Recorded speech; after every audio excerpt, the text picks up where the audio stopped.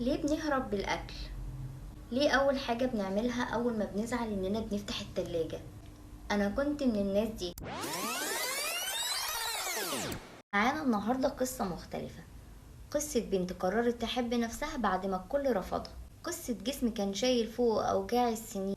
معانا ياسمين اللي بطلت تدور على الحب في طبق الأكل.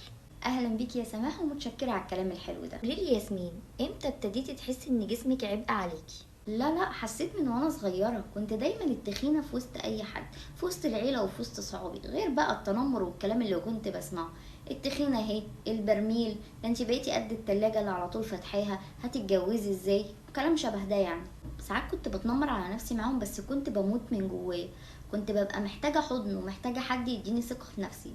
بس ماما كانت مشغوله والموضوع مش في دماغها خالص، وبابا ما كنتش باخد منه اصلا غير العصبيه، فما كنتش بلاقي راحتي وما كنتش بلاقي الحب غير في الاكل.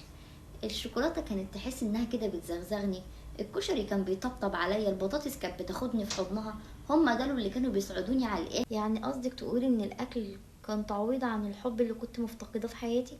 بالظبط كده، الاكل كان هو اللي بيعوضني عن قله وجود الحب في حياتي. انا ما كنتش بلاقي الحب من اللي حواليا، يعني من بابا وماما. بابا كان راجل عصبي جدا وطول الوقت في البيت وجوده كان مزعج قوي، وماما كانت مشغولة وتحس انها ما كانتش مهتمة باموري كفاية، فكنت بدور على الحب فلقيته في الاكل. كبرت ودخلت في علاقة واتجوزت، قلت الحمد لله انا فرصتي في ان انا اتقبل واتحب اهي بقت موجودة. حظي بقى اللي زي الزفت اني برضو في علاقة الجواز انا ما لقيتش الحب، وتخنت اكتر وفضلت اكل واتخن لغاية ما بقيت خلاص يبقى اللي يشوفني يقول هي مين دي، شكلها اتغير ازاي للدرجة دي. حتى جوزي ما بقاش متقبلني لان هو كده كده ما كانش بيحبني، فما شجعنيش ان انا اخس. طب والنقطة الفاصلة امتى؟ امتى قلتي لأ مش هستسلم؟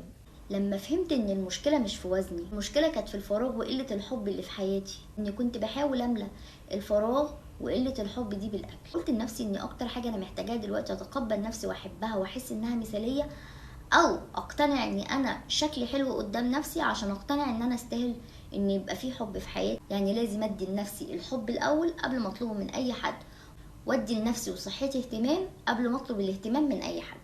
وايه بقى اللي اتغير فيكي بعد ما خسيتي؟ اتغير حاجات كتير جدا، مش بس جسمي اللي اتغيرت كمان نفسيتي ونظرتي لكل حاجه حواليا. ما بقتش مستنيه حد يحبني، انا بحب نفسي كفايه، وحبي لنفسي مخليني طول الوقت كويسه ومبسوطه.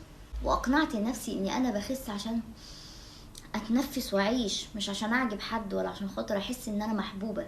انا فخوره بيكي يا ياسمين، مش عشان خسيتي خالص والله، عشان حبيتي نفسك، عشان التغيير اللي انت وصلتي له ده. فخوره بيكي عشان عرفتي تحبي نفسك اخيرا. لكل واحده بتسمعنا، يمكن مش مشكلتك في جسمك اللي مليان او تخين شويه، يمكن في قلبك اللي محتاج حنيه.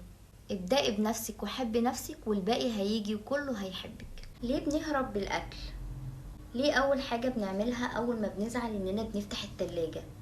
انا كنت من الناس دي، وكانت اكتر حاجة بتوجعني وصعبة عليا ما كانش وزني، لا، كان جرحي من اللي تسبب له تخني بسبب ان انا لما بزعل بفتح التلاجة.